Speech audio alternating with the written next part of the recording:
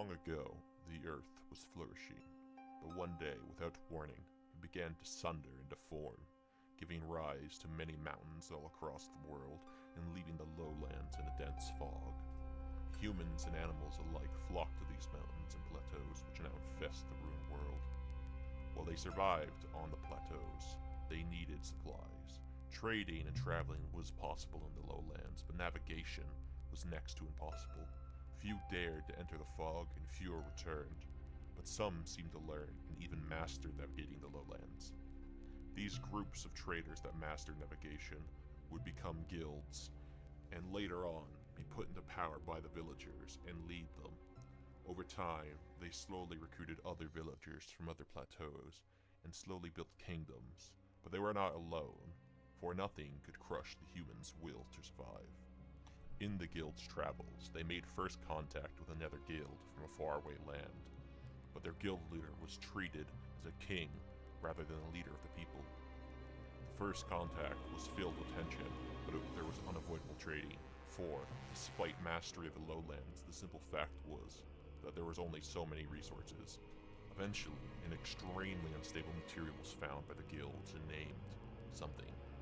That the slightest movement would cause a release of gas many times lighter than air and energy, enough energy to drive the engines of the old world. The first airship was theorized, and construction began by the greatest engineers of both main guilds and smaller ones that have slowly been popping up. On the maiden flight of the first airship, tragedy struck as the material's containment was compromised and the ship exploded, raining fire and debris onto the capital city of the Guild of the People.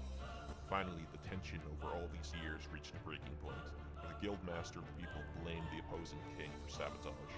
The trade broke down between the major guilds. The minor guilds were either forced to choose, or most decided to just return to their homelands and hide. Both major guilds began to lust for the material, but soon realized they only had so many trained navigators and started sending out untrained citizens to look for it. Many did not return, and the ones that did rarely brought anything with them. In this time, both sides began to mass-produce airships, but all of them were barely able to fly and dangerous to everyone, even the crew on board. It was not long until the battles began. Fleets of ships would meet in the sky and attack without hesitation. Few, if anyone, survived these battles on either side.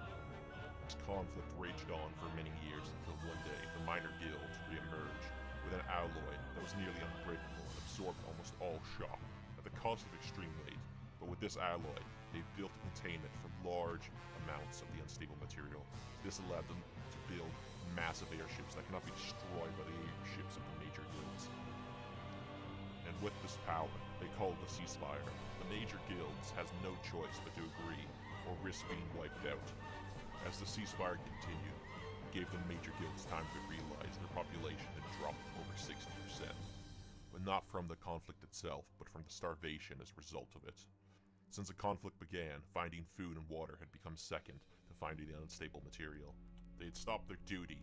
Their whole reason the guilds exist were for the survival and prosperity of the human race. Upon realizing this, the guild masters and the king decided to give up their lives as penance, and the guilds agreed to step down as leaders and return to their original role of support.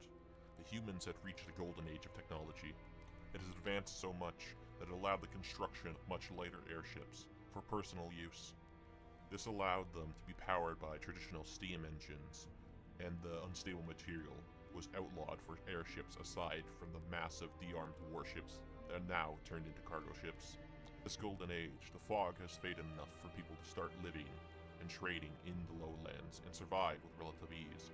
Years into the golden age, a man breaks into a seemingly abandoned warehouse to scavenge for materials to sell.